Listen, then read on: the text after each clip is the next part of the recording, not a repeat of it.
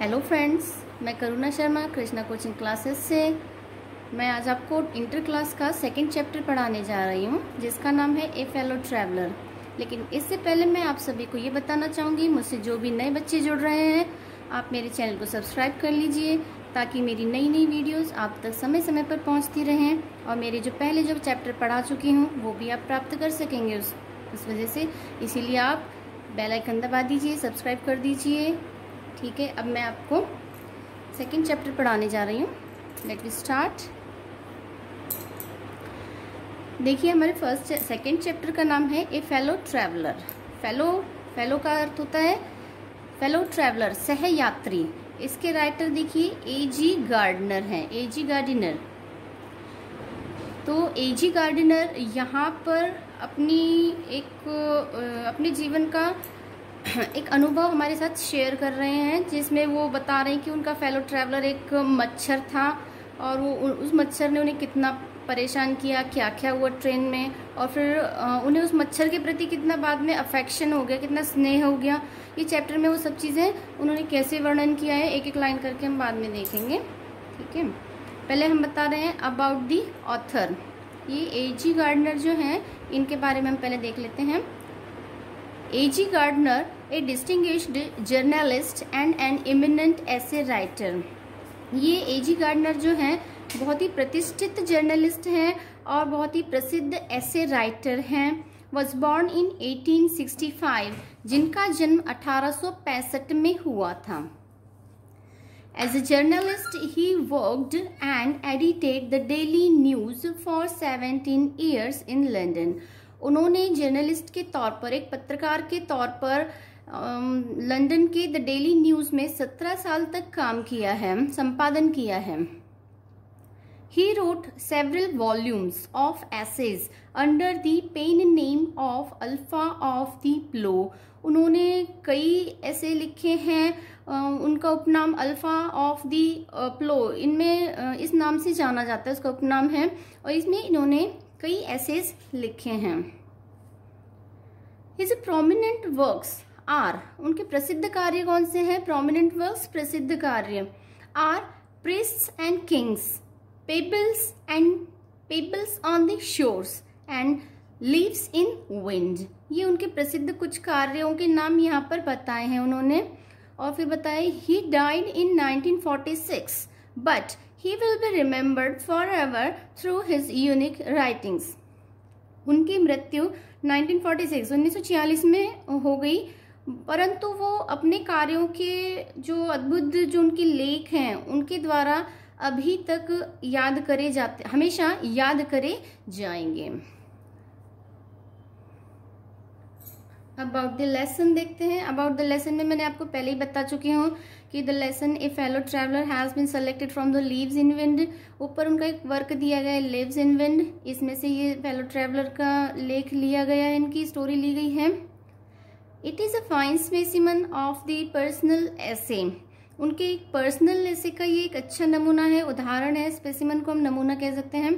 तो ये एक अच्छा उदाहरण यहाँ पर दिखाया गया है, नमूना यहाँ पर दिखाया गया है। The author here describes how he develops a feeling of affection। यहाँ पर ऑथर ने वर्णन किया है कि उनके अंदर कैसे एक अफेक्शन की फीलिंग, एक मच्छर के लिए एक स्नेह की भावना कैसे डेवलप हुई, कैसे जागृत हुई, फॉर मॉस्किटो, मच्छर के लिए। Regarding him as fellow traveller and fellow mortal, उसे एक फेलो ट्रैवलर समझकर उनके अंदर कैसे अफेक्शन की भावना निर्माण हुई, ये इसके अंदर हम देखेंगे। अब हम लाइन टू लाइन, एक एक लाइन में चैप्टर का एक्सप्लेनेशन देखेंगे। I do not know which of us got into the carriage first. मैं नहीं जानता कि हम में से कौन पहले इस कैरेज में आया है, प्रवेश किया है। गॉट इन टू, इसका अर्थ है किसी गाड़ी में या किसी बस में वगैरह प्रवेश करना। तो यहाँ पर राइटर कह रहे हैं आई do not know which of अस, मैं नहीं जानता हम में से कौन पहले इस कैरेज में प्रवेश किया है, किसने पहले प्रवेश किया है। Indeed I did not know he was in the carriage at all for some time. वास्तव में इंडीड, वास्तव में, I did not know he was in the carriage at all for some time, वास्तव में मैं नहीं जानता कि वो कैरेज में पहले से ही था। It was the last train from London to Midland town, ये लास्ट ट्रेन थी लंदन से मिडलैंड टाउन जाने के लिए, मिडलैंड नगर जाने के लिए लास्ट ट्रेन थी जिस ट्रेन में राइटर बैठे थे, प्रवेश किया था। ए स्टॉपिंग ट्रेन, ए स्टॉपिंग ट्रेन का अर्थ है रुक रुक कर चलने वाली train.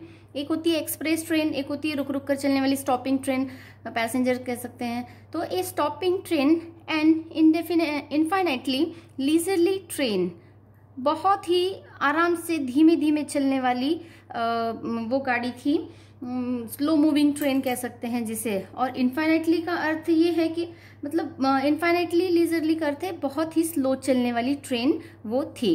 One of those trains which give you an understanding of eternity, उनमें से एक ट्रेन थी जो आपको अनंत का ज्ञान कराती हो। इटर्निटी अनंत, और अंडरस्टैंडिंग में कि अनंत का ज्ञान कराने वाली ट्रेन। इसका अर्थ है वो ट्रेन इतनी धीरे चल रही थी कि वो चलती ही चली जा रही थी, चलती ही चली जा रही थी, और ऐसा लग रहा था इस कहीं अंत होगा या नहीं, पता नहीं। तो इसका मतलब ये है ये ट्रेन आपको अनंत का ज्ञान कराने वाली एक ट्रेन थी राइटर को। It was tolerably full when it started, जब ये ट्रेन शुरू हुई थी ये टॉलरेबली अत्यधिक फुल थी, पूरी भरी हुई थी ये train. But as we stopped at the suburban stations the travelers alighted in ones and twos, and by the time we had left the outer ring of the London behind, I was alone, or rather I thought I was alone. ये जब हम train शुरू हुई थी तब ये अत्यधिक भरी हुई थी, फुल थी ये train. But as we stopped at the suburban stations, suburban stations वो होते हैं जो देहाती स्टेशंस होते हैं, बीच बीच में जो छोटे छोटे देहाती स्टेशंस पर भी गाड़ियां रुकती हैं, वो वाले स्टेशन होते हैं। अर्बन माने कि गांव का क्षेत्र, तो सब अर्बन माने कि देहाती स्टेशंस। तो but as we stopped at the suburban stations, जब वो ट्रेन सबअर्बन स्टेशंस पर रुकती थी तो ट्रैवलर्स उतरते थे उसमें से, कहीं एक ट्रैवलर उतर रहा है, कहीं दो उतर रहे हैं, एक दो करके यात्री उन ट्रेन में से हर स्टेशंस पर उतरते थे, लाइट उतरते थे। And by the time we had left the outer ring, और उस समय से पहले, बाय द टाइम उस समय से पहले, we had left outer ring of London behind, हम लंदन का जो बाहर की जो सीमा थी वहां पर वो छोड़ने से पहले, लंदन की जो बाहर की सीमा छोड़ने से पहले हम, देखो यहाँ पर राइटर ने कहा कि मैं अकेला था, आई वॉज अलोन। हर स्टेशन पर यात्री एक एक दो कर उतर गए, लेकिन लंदन की बाहरी सीमा पहुंचने तक राइटर वहां पर अकेले थे। और rather I thought I was alone, और rather I thought I was alone, मैं सोच रहा था कि मैं अकेला हूं। इसका अर्थ क्या हुआ, राइटर तो सोच रहे हैं कि पूरी बॉगी में वो अकेले हैं। पहले उन्होंने कहा कि मैं अकेला हूं पूरी बॉगी में, बाद में उन्होंने कहा ये मेरा विचार था कि मैं ऐसा सोच रहा था, अकेला था। परंतु दूसरा उन्होंने यहाँ पर मच्छर को संबोधित करते हुए अब कहेंगे आगे कि there is a pleasant sense of freedom about being alone in the carriage that is jolting noisily. Jolting माने झटका देकर चलना, जो ट्रेन झटका देकर चलती है वो जॉल्टिंग कहते हैं। ट्रेन में थोड़े थोड़े झटके से लगते रहते हैं। तो यहाँ पर राइटर कह रहे हैं there is a pleasant sense of freedom, तो उन्हें फ्रीडम, आज़ादी का बहुत ही सुखद अनुभव वहां पर हो रहा था कि पूरी बॉगी में कोई नहीं है, मैं अकेला हूं। तो pleasant sense of freedom about being alone, अकेले होने की वजह से उन्हें आज़ादी का पूर्ण सुखद भावना उनके मन में आ रही थी। In the carriage that is jolting, carriage भी कैसा लग रहा था, कैसा था, जॉल्टिंग, झटके देते हुए, नॉइसली, शोर मचाते हुए वो ट्रेन चल रही थी। थ्रू द नाइट, रात का समय था, पूर्ण रात मतलब वो ट्रेन चल रही थी। It is liberty and unrestrained in a very agreeable form. It is liberty, ये जो स्वतंत्रता थी, and unrestrained in very agreeable form, ये स्वतंत्रता ऐसी थी, मान लो कि unrestrained यानी कि बिना रोक टोक के, ये स्वतंत्रता कैसी थी, बिना रोक टोक के बहुत अच्छी स्वतंत्रता थी, और agreeable यानी सुखद रूप में, बड़ा ही सुखद रूप था। तो ये स्वतंत्रता उन्हें बिना रोक टोक और बड़ा ही सुखद रूप में स्वतंत्रता उन्हें प्राप्त हो रही थी कि पूरी बॉगी में कोई भी नहीं है, तो उन्हें बड़ा स्वतंत्रता महसूस हो रही थी और सुखद आनंद आ रहा, सुखद लग रहा था। You can do anything you like, अब वो अपना अनुभव बता रहे हैं कि आप उस ट्रेन में कुछ भी कर सकते थे जो आपको पसंद है। वैसे देखिए, जब 4 लोग बैठते हैं तो सभी सभ्यता के दायरे में रहते हैं कि बैठना सभ्यता से, उठना सभ्यता से, लेकिन जब व्यक्ति अकेला होता है वो कंफर्टेबली चाहे कैसे भी बैठ ले, पैर फैलाकर बैठ ले या फिर कुछ भी कर ले, वो अंगड़ाई लेता है, हाथ ऊपर करता है, पैर फैलाता है, कुछ भी कर लेता है अकेले में व्यक्ति। लेकिन 4 लोग होते हैं, थोड़ा सभ्यता से बैठना होता है। तो यहाँ पर राइटर कह रहे हैं यू कैन डू एनीथिंग, आप कुछ भी कर सकते थे।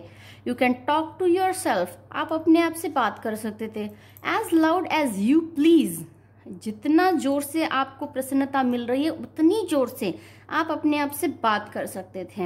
And no one will hear you, और आपको कोई भी नहीं सुनेगा, मतलब आप अपने आप से बातें करो और कोई भी आपको नहीं सुनेगा बातें करते हुए।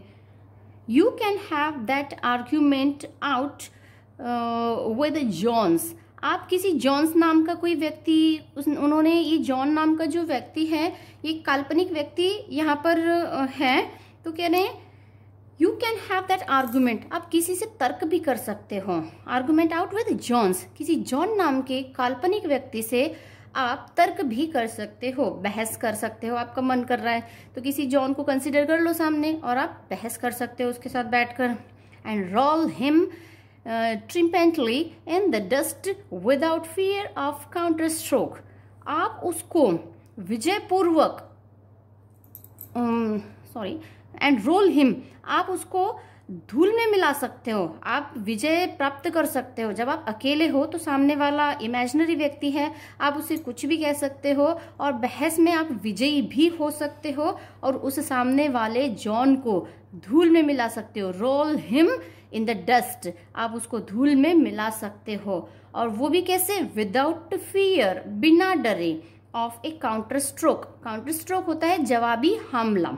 जब सामने का व्यक्ति इमेजिनरी है तो वो आप पे जवाबी हमला नहीं करेगा, परंतु वास्तव में अगर कोई सामने व्यक्ति है तो आप थोड़ा सा काउंटर स्ट्रोक के डर से उस पर कुछ भी कहने से पहले काउंटर स्ट्रोक का आपको डर रहेगा कि वो जवाबी हमला करेगा हम पर। परंतु अगर आप अलोन हो, पूरी ट्रेन में अकेले हो, तो आपको काउंटर स्ट्रोक का कोई डर नहीं रहेगा। काउंटर स्ट्रोक होता है जवाबी हमला, हम किसी से कुछ कहें और बदले में वो हमसे कुछ कहे, दैट इज काउंटर स्ट्रोक। तो काउंटर स्ट्रोक के बिना फियर के, बिना डर के आप विजय पूर्वक उस जॉन नामक व्यक्ति को धूल में मिला सकते हो बहस करते समय। You can stand on your head, देखिए अब वो क्या बता रहे हैं, आप अपने सर के बल भी खड़े हो सकते हो। And no one will see you, आप ट्रेन की कैरेज में सिर के बल खड़े हो सकते हो और तुम्हें कोई देखेगा भी नहीं। यू कैन सिंग, गा सकते हो, और डांस, 1-2 स्टेप, 1-2 कदम आप डांस भी कर सकते हो। और प्रैक्टिस ऑफ गोल्फ स्ट्रोक, आप गोल्फ स्ट्रोक की प्रैक्टिस भी कर सकते हो। और play marbles on the floor, आप उसकी फ्लोर पर कंचे भी खेल सकते हो। विदाउट लेट और हिंड्रेंस, हिंड्रेंस होती है बाधा, तो बिना किसी बाधा के आप आराम से कंचे खेल सकते हो। सोचिए अगर ट्रेन में पैसेंजर बैठा है तो क्या आप सर के बल खड़े हो सकते हैं, शीर्षासन कर सकते हैं ट्रेन में? नहीं कर सकते। अगर कर भी लिया तो आपको कोई ये समझेगा कि मेंटली डिस्टर्ब है या कुछ भी कह सकता है कोई। लेकिन जब आप अकेले हैं तो आप चाहे सर के बल खड़े हो जा सकते हो, आप गाना गा सकते हो। आप सबके सामने नहीं गा सकते, अदरवाइज ऑब्जेक्शन हो सकता है लोगों को। आप डांस भी कर सकते हो, गोल्फ स्ट्रोक की प्रैक्टिस कर सकते हो, कंचे खेल सकते हो और आपको कोई बाधा नहीं आएगी। आप विदाउट हिंड्रेंस किसी बिना बाधा के आप आराम से ट्रेन में कुछ भी कर सकते हैं। You can open the Windows और शट इट। आप खिड़की खोल भी सकते हैं, बंद भी कर सकते हैं, विदाउट प्रोवोकिंग अ प्रोटेस्ट, बिना किसी के विरोध के।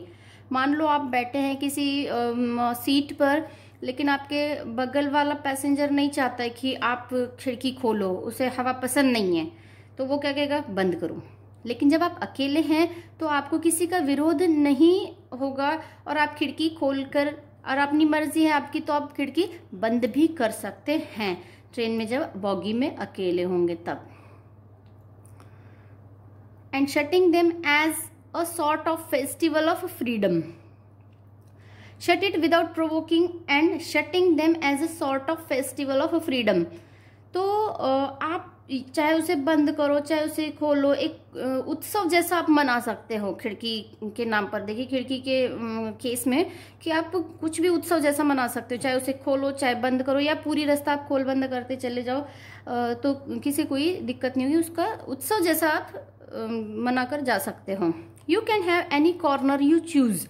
आप किसी भी कोने में जो आप पसंद करोगे तो उस कॉर्नर में, and try all of them in turn, और या तो आप हर कोनों में थोड़ी थोड़ी देर बैठकर ट्राई करके देख सकते हो, किसी भी कोने में बैठ सकते हो। जनरली लोग जब ट्रैवल करते हैं तो बच्चे ज़्यादातर खिड़की के पास बैठना पसंद करते हैं, या बड़े भी जो होते हैं खिड़कियों के पास बैठकर जाना पसंद करते हैं। तो आप चाहे किसी भी खिड़की के पास बैठ लो, किसी भी विंडो के पास बैठ लो, और आप चाहे हर विंडो के पास थोड़ी थोड़ी देर बैठकर ट्राई कर सकते हैं सभी विंडोज के पास।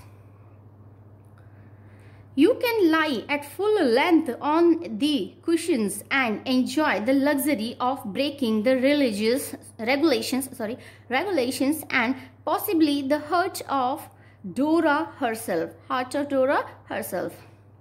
तो आप देखिए यहाँ पर you can lie at full length, आप पूरे पैर फैलाकर लेट सकते हैं। ऑन द कुशंस, एंड आप उन ट्रेन के गद्दों पर पूरा पैर फैलाकर लेट सकते हैं। एंड एंजॉय द लग्जरी, और आप पूरी विलासिता का आनंद ले सकते हैं। Of breaking the regulations, luxury भी देखो यहाँ पर क्या कहते हैं, breaking the regulations and possibly the heart of Dora herself. आप डोरा जो है ये एक रेलवे का एक्ट है। वो कैसा एक्ट है, डिफेंस ऑफ रेलवे एक्ट।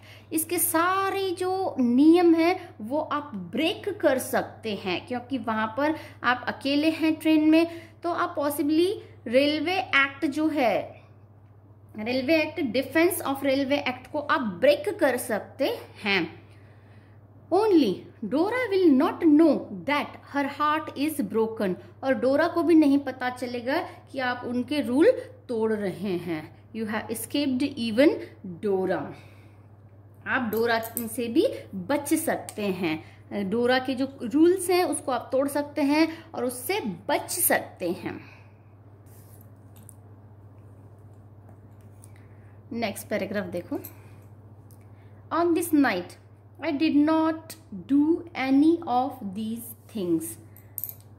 इस रात मैंने इनमें से कुछ भी नहीं किया। राइटर ये सब इमेजिन कर रहे हैं कि आप शीर्षासन कर सकते हो, आप सिंगिंग कर सकते हो, आप डांसिंग कर सकते हो, परंतु राइटर कह रहे हैं ऑन दिस नाइट, इस रात में मैंने कुछ भी नहीं किया। They did not happen to occur to me. इनका ख्याल ही नहीं आया, वो ऐसा करने का मेरे मन में ख्याल ही नहीं आया। What I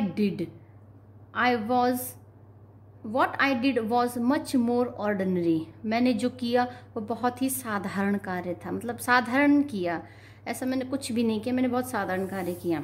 When the last of my fellow passengers had gone, जब मेरा last fellow passengers जो था वो निकल गया, मतलब ट्रेन से उतर गया।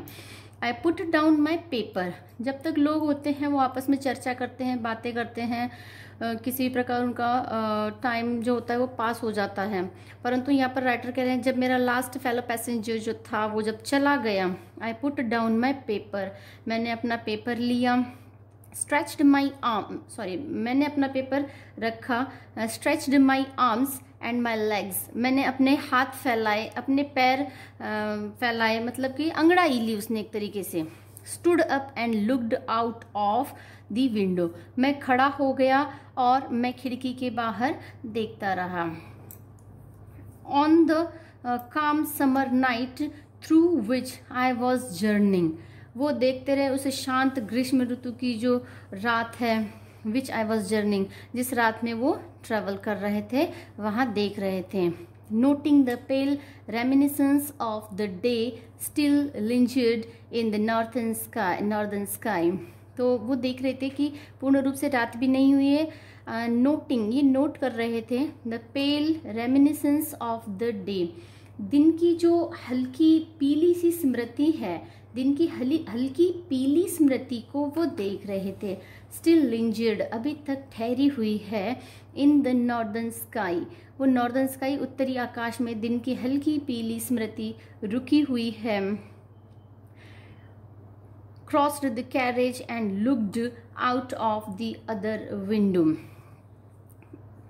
Northern sky crossed the carriage and looked out of the other window, उन्होंने कैरेज को क्रॉस किया, मतलब दूसरी ओर जाकर दूसरी खिड़कियों में से उन्होंने देखा। लिट ए सिगरेट, एक सिगरेट जलाई। सेट डाउन, फिर वो बैठ गए। And began to read again, और दोबारा उन्होंने पढ़ना शुरू किया। It was then that I became aware of my fellow traveller, इसी समय वो आई बिकेम अवेयर, मैं अपने एक फेलो ट्रैवलर से अवगत हुआ। अवेयर यानी जानना, अवगत होना, तभी वो अपने एक फेलो ट्रैवलर से अवगत हुए। वो जब जाकर बैठ गए, उन्होंने I was then cross to the carriage, it was then that I became aware of my fellow traveller, यही वो समय था जब मैं अपने फेलो ट्रैवलर से अवगत हुआ, अपने सहयात्री से अवगत हुआ। I came and sat, sorry he came and sat on my nose, वो आया और मेरी नाक पर बैठ गया। उनका राइटर का जो सहयात्री था वो एक मच्छर था, उसके बारे में वो बता रहे हैं कि he came and sat on my nose, फिर वो मच्छर आया और उनकी नाक पर बैठ गया। He was one of those wingy, nippy, intrepid insects that we call vaguely mosquitoes, वो कौन था? He was one of those wingy, wingy क्या होता है? पंख वाले, निप्पी तेज, इंटरपीड साहसी, और इंसेक्ट क्या होते हैं? कीटक, जो कीट कहते हैं। तो वो उनमें से एक था, जो पंखों वाले होते हैं, जो तेज होते हैं, उन कीट में से एक कीट था। इंटरपीड माने साहसी, एक साहसी कीट था। दैट वी कॉल वेगली, जिसे हम स्पष्ट रूप से कहते हैं मॉस्किटोज, मच्छर। मतलब कि वो जो नाक पर बैठा था वो मच्छर था, वो साहसी था, तेज था, पंखों वाला था, ऐसा एक कीट था जिसे हम स्पष्ट रूप से मच्छर कहते हैं। I flicked him off my nose, मैंने उसे अपनी नाक पर से उड़ाया। And he made a tour of the compartment, उसने पूरे कंपार्टमेंट का एक चक्कर लगाया। टूर ऑफ द कंपार्टमेंट, यानी कंपार्टमेंट में वो घूमा, उसने एक चक्कर लगाया कंपार्टमेंट का। Investigated its 3 dimensions, उसने तीनों दिशाओं से पूरे कंपार्टमेंट का इन्वेस्टिगेशन किया, निरीक्षण किया। Visited each window, हर खिड़की के पास वो उसने भ्रमण किया। फ्लटर्ड राउंड द लाइट, वो लाइट के चारों ओर फड़फड़ाया। वो लाइट, मच्छर जैसे लाइट के चारों ओर फड़फड़ाते हैं, वो मच्छर फड़फड़ाया। Decided that there was nothing so interesting as that large animal in the corner came and had a look at my neck, और उसने तय किया, उसने मच्छर ने सब तरफ इधर उधर घूमा, निरीक्षण किया, और लास्ट में उसने डिसाइड किया कि there was nothing so interesting as that large animal. Large animal कौन था यहाँ पर? राइटर, वो मच्छर के मन की बात कह रहे हैं कि मच्छर ने मन में सोचा कि ये एक बड़े जानवर से अच्छा यहाँ पर कोई भी इंटरेस्टिंग नहीं है जो कि कोने में बैठा हुआ है। वो राइटर अपने आप से कह रहे हैं कि वो मच्छर मुझे एक बड़ा जानवर समझ रहा है कोने में बैठा हुआ, और वो मच्छर कह रहे हैं कि इस बड़े जानवर से अच्छा यहाँ पर और भी कुछ इंटरेस्टिंग नहीं है। Came and had a look at my neck, और वो आया और उसने अवलोकन किया, देखा, मेरी गर्दन की ओर देखा और अवलोकन करने लगा। ठीक है, आज पहली वीडियो में, इस चैप्टर की पहली वीडियो में हम यहीं तक देखेंगे, और इसके बाद का पार्ट मैं सेकेंड वीडियो में अपलोड करूंगी। और आज फर्स्ट पार्ट में इतनी काफ़ी है, लेकिन मैंने शुरू से लेकर अभी तक जितने भी मीनिंग इस चैप्टर में दिए हैं, आप सभी को वो मीनिंग याद करने हैं। वोकेबलरी आपकी अच्छी होनी चाहिए। अगर आपकी वोकेबलरी अच्छी नहीं है तो आप खुद करके आंसर नहीं बना पाते हो, और आंसर एक्सप्लेनेशन वैसे मैं बता दूंगी, लेकिन वोकेबलरी अगर आपको याद नहीं है तो ये समझ लीजिए आप इंग्लिश में कुछ भी नहीं कर सकते हैं। इसलिए मैं आपसे ये कहना चाहूँगी कि इसके सभी मीनिंग आपको याद करने ही हैं। मीनिंग ज़रूर याद करिए, आपके फ़ायदे के लिए है, और ये करना ही है आप लोगों को। और जिन बच्चों ने अभी तक मेरी चैनल को सब्सक्राइब नहीं किया है वो सब्सक्राइब कर लें, ताकि मेरी सारी वीडियो अब तक पहुंचती रहेंगी। इसका सेकंड पार्ट मैं जल्दी ही अपलोड कर दूंगी। तब तक के लिए गुड बाय।